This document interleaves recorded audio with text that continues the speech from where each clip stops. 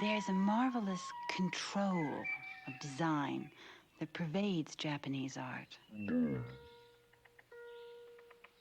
This is so full of life and so full of movement and so full of sinew. Look at this. That's action painting of the best sort. The eyes, I mean, if you took just everything out of the picture except the eyes and the victim, you'd have what a cat is. This cat really looks slightly mad, I think. This is a typical example of cat humor. Cat sees frog, cat captures frog, cat either kills frog or loses frog. You take your domestic cat out to the country, and all of a sudden it becomes the predator. And it goes into the fields, and you watch your miniature lion or your miniature tiger stalking.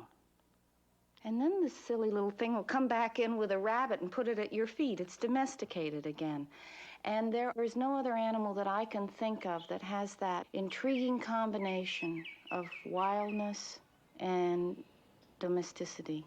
Maybe that's what's so attractive about them, the ambiguity.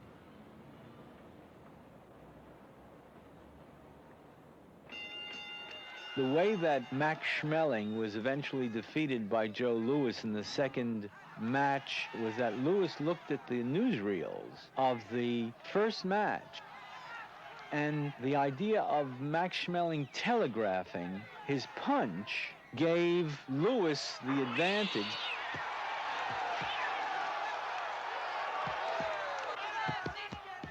And I think cats are a little dumb in that they telegraph their interest.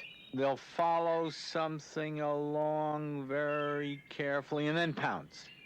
It's a lovely thing to watch a cat spot its victim, sneak up on its victim, and capture it. The cat's coat is literally spots of color, especially on his back, the same way an impressionist understood the visible world to be spots of color. Oh, yes. Very typical scene. Renoir, who loved texture, probably loved the texture of the cat's fur, and obviously does in this particular painting. The cat will reach up and nibble off the tips of every single leaf. The woman was a model that Renoir painted often. She actually became Madame Renoir. Every leaf on the lower fringes have been very neatly chopped off.